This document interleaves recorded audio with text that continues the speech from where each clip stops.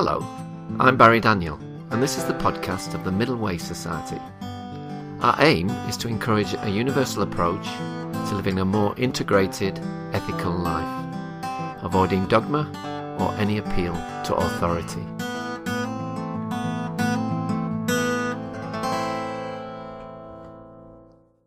My guests today are Professor Lesley Jeffries and Dr. Jim O'Driscoll of Language in Conflict, a project set up to look at the potential contribution of linguistics to conflict studies by examining the use of language in conflict situations and resolution at all levels. Hello, Lesley and Jim. Welcome to the MWS podcast. Hi, Barry. Hi. Okay, well, could you start by telling us something about yourselves and your background? Maybe you start, Lesley? Yes, my background's in linguistics. I studied it as an undergraduate, and then I did a PhD looking at the language of newspapers. And I suppose my career since then has gone more and more in the direction of looking at the way that we use language in actual use. That might be written language or it might be spoken language, but I'm interested in the words we choose, the grammatical structures that we choose, and why we choose them. Okay. And Jim? Well, actually, my first degree was in literature, but after that I became a teacher of English as a foreign language, a peripatetic one, which meant that I experienced lots of different cultures. And in those different cultures, I realized that people see the world in different ways, say the world in different ways, talk about the world in different ways, and have different notions of how to do relationships. And during that time I was doing that, I gradually became more academic, so that by the time I was in the University of Ghent in Belgium, I was very, very interested in language and in use, and in the way that miscommunication can happen as a result of people's different cultural backgrounds and their assumptions about what kind of thing is going on when they talk to each other. Okay.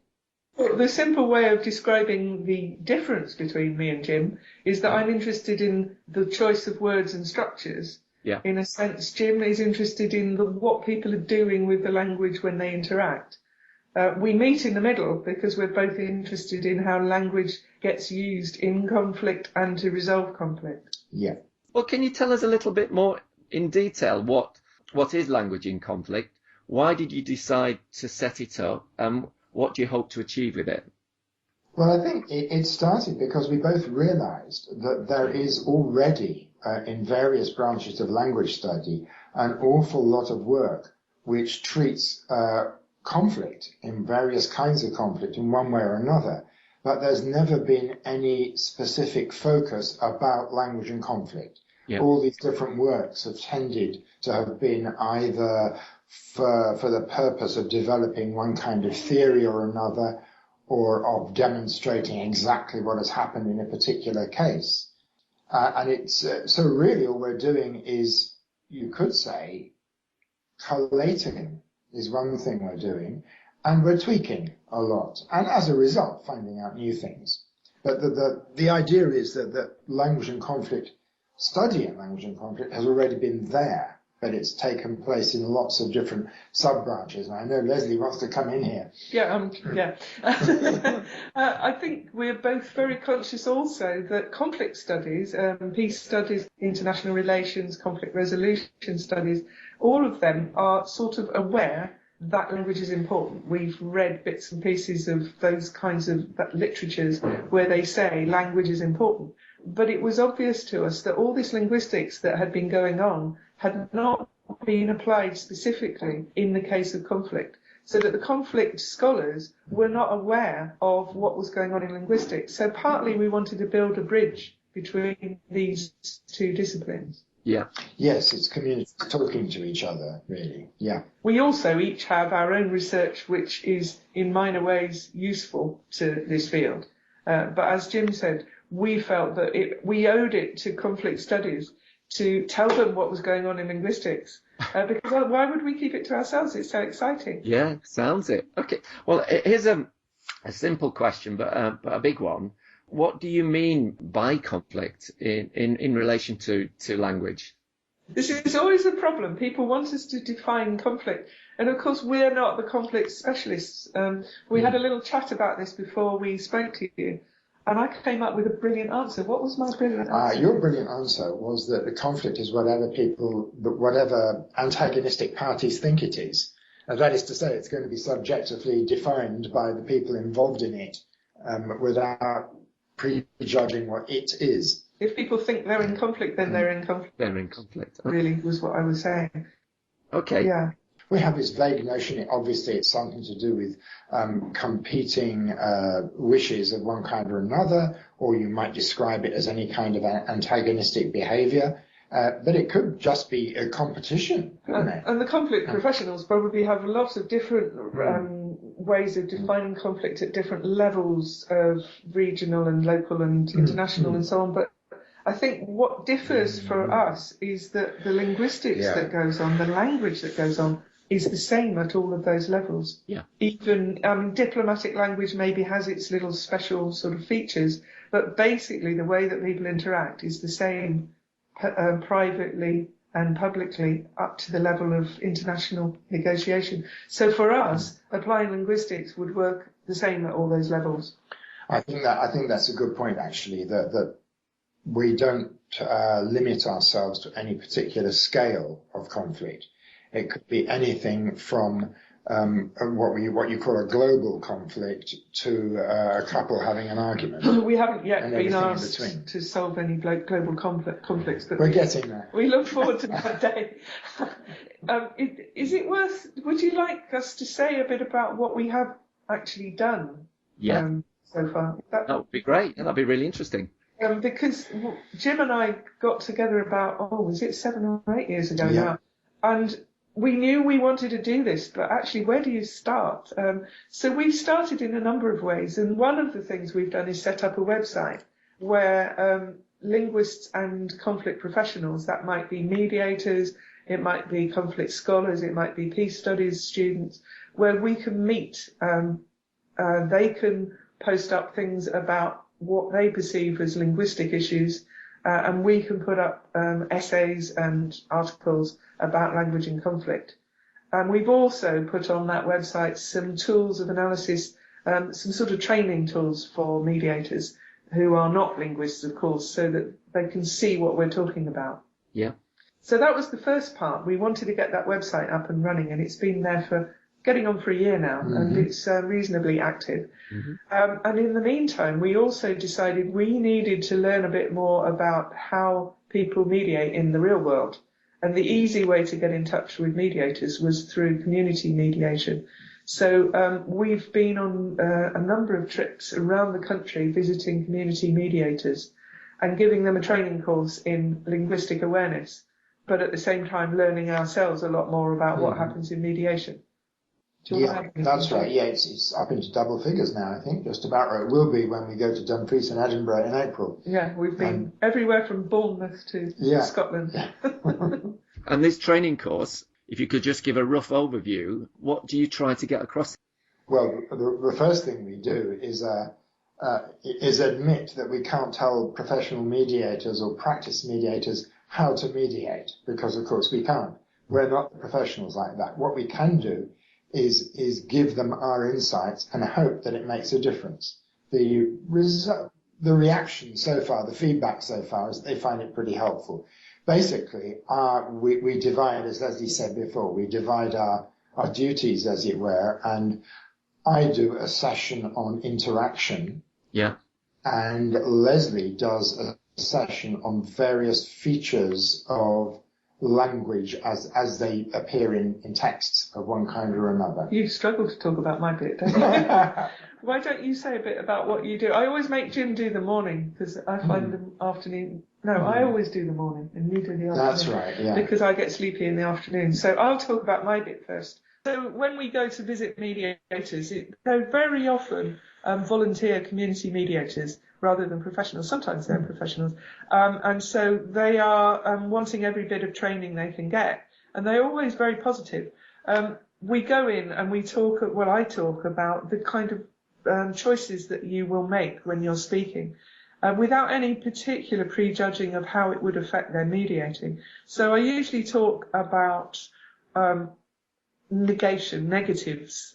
What's the effect of using a negative in your language? If you say, there's no problem here, are you by definition producing the idea of a problem, even though you've just denied it? And so we do a few little exercises where they investigate negation.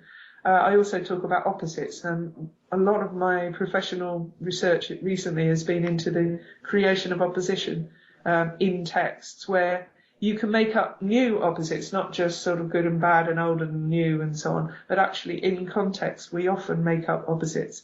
And in conflict situations, of course, we're constantly making the other person the opposite of us, because we don't share the same kinds of wishes and desires.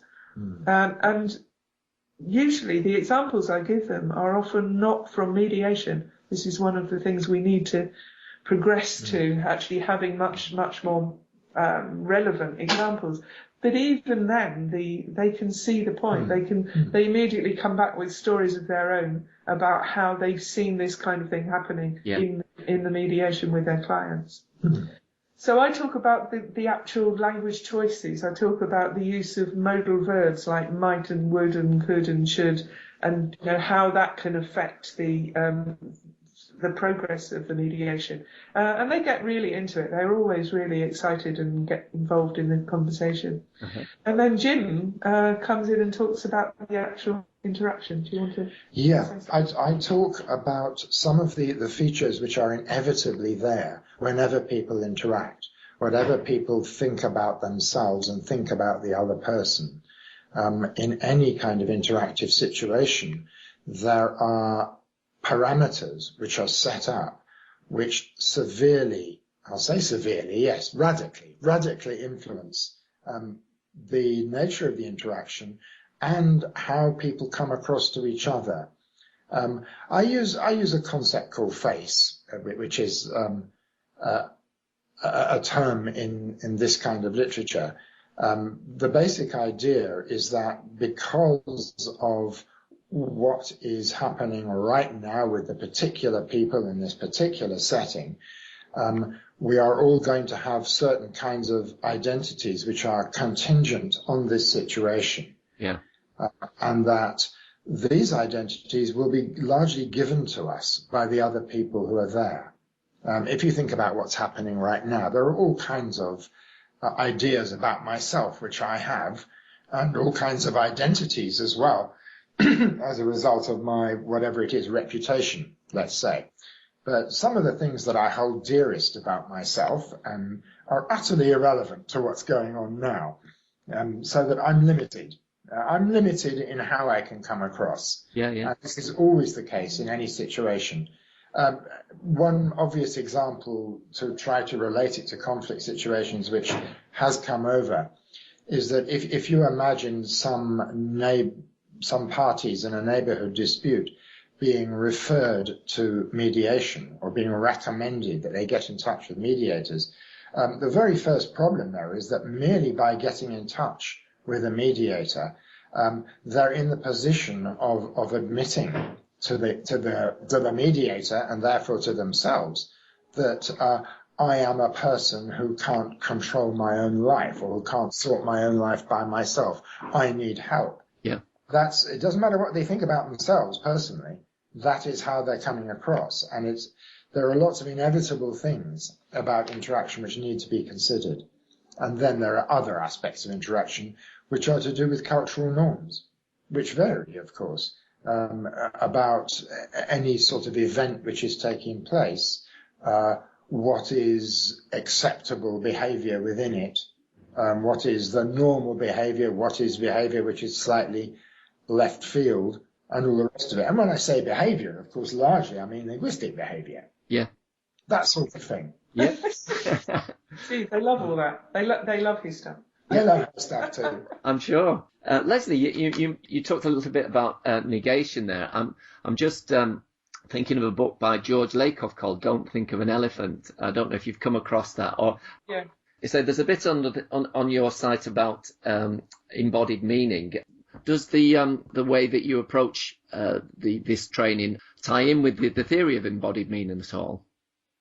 I think it could. I mean, one of the things that we've not explored, but absolutely could be explored, is metaphor in relation to conflict. And of course, the idea of embodied meaning certainly comes through that idea of conceptual metaphor, whereby certain things are up and certain things are down, and that we relate them to our bodily space and our sort of forward, sort of, the way that we face and what's behind us.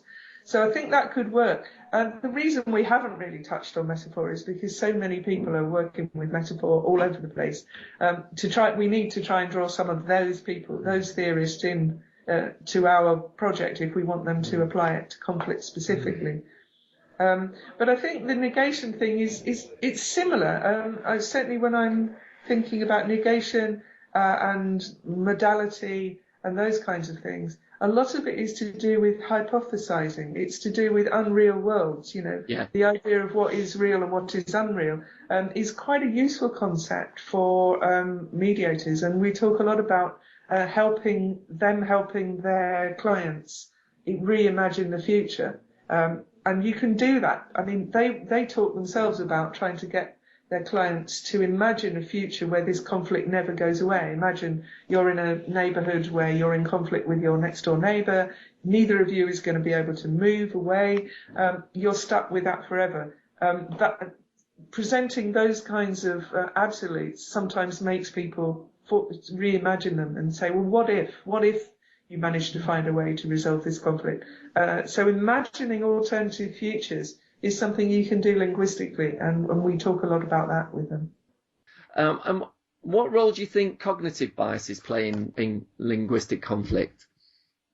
I think the way that we would engage with people's sort of tendency to think in a certain way, which is what I think that you're referring to, is that, well, I would approach it, and Jim would have a different view, but it's not conflicting. I would approach it through the language use.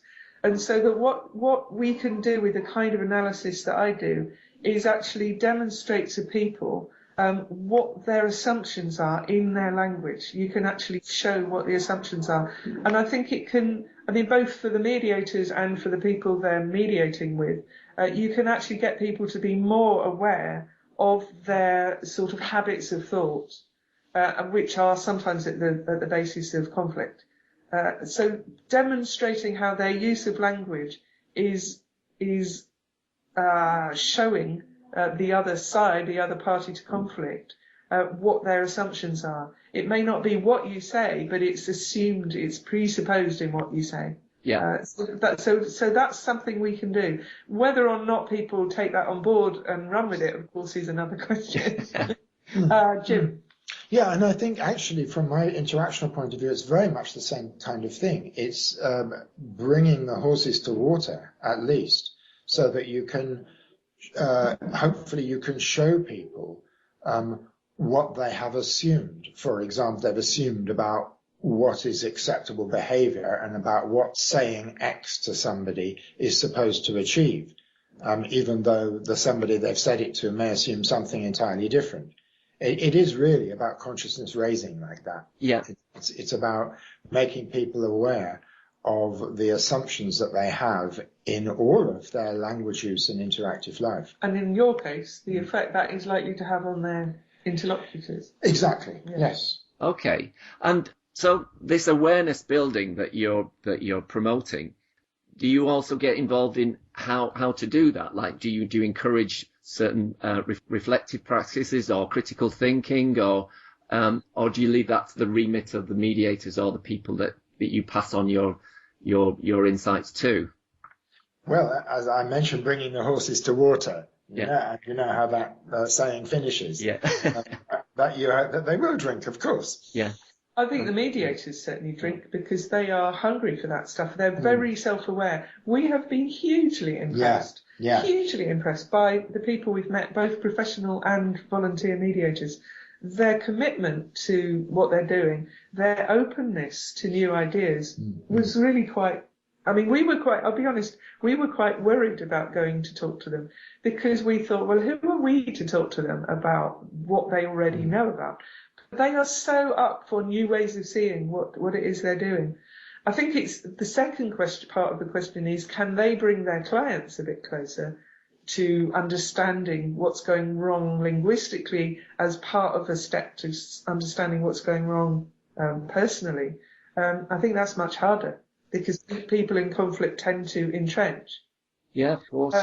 And I think, the other thing to say is that although we've been thinking about this a long time, we've only been on the road really for about a year now. And I think there's going to be a next step. One or two of the people we've spoken to have been interested in us maybe producing training and training materials for their national bodies. And that would take us to the next level of reaching out to the mediators. But we're also interested in maybe writing some training materials for that same kind of group. But also getting involved with mediators at different levels of conflict. That would be another way in which we can move. And of course, one of the things that the mediators can give us, and we hope to be setting that up soon, is actually the data which we need, the language data, examples of mediation taking place that we can then analyse. Okay. Which will feed into the training materials. It's very much a loop we're in here, where we start the conversation and then we each learn from each other. We're quite enjoying that part of it. Yeah. Just looking at what we've been talking about from a wider perspective, you talked about opposites earlier on. Now, it could be argued that human beings have a dominant tendency to divide the world up into mutually exclusive binary opposites. It also appears pretty clear that we have the ability to see the world through gradable scales or mutually dependent converses. Do you see the cultivation of incrementality as a strategy in reducing linguistic conflict? I would love to think, because opposites have been a big obsession for me recently. And the reason is that you get opposites all over the place in life. I first noticed it in, I think it was a 1987 general election campaign, where the Conservatives had a poster of a black man, and it said something like, Labour say he's black, we say he's British. And the construction there of what was effectively an opposite between black and British, at the same time as the Tories claiming to be colourblind, was such an incredible, strong, and if horrible, but actually quite admirable use of language, that I thought it showed me something about what we do on a daily basis, which is that we do tend to use binary, mutually exclusive binaries a lot as shorthand. That's how we cope with the complex world. We other people, if you're not like me, then you're unlike me.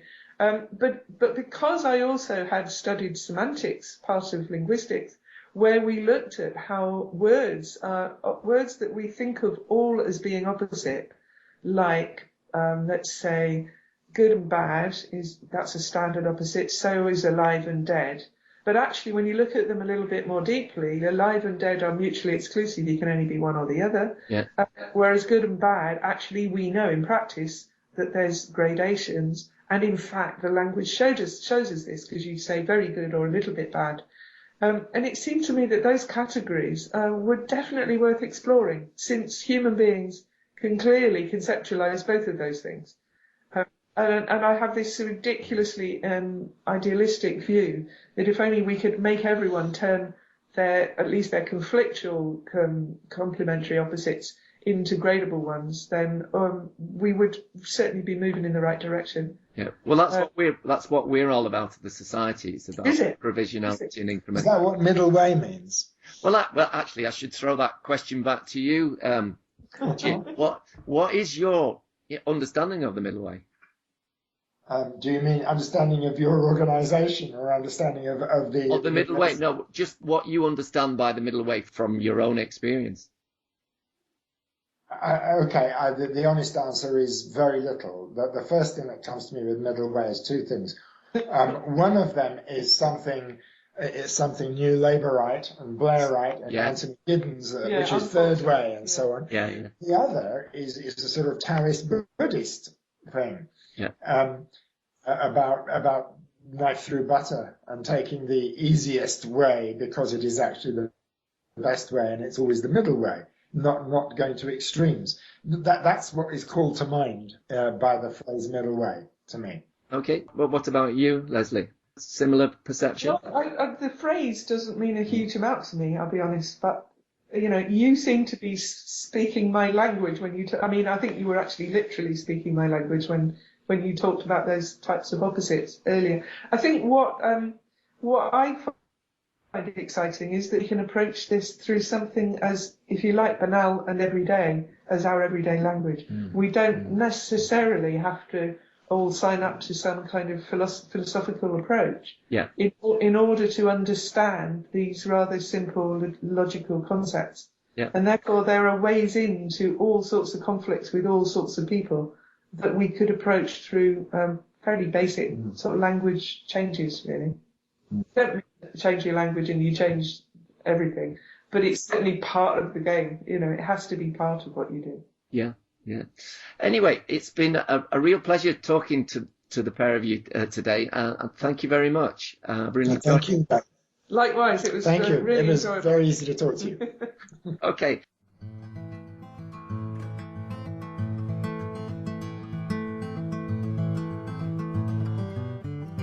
You can find out more about middle way philosophy at www.middlewaysociety.org.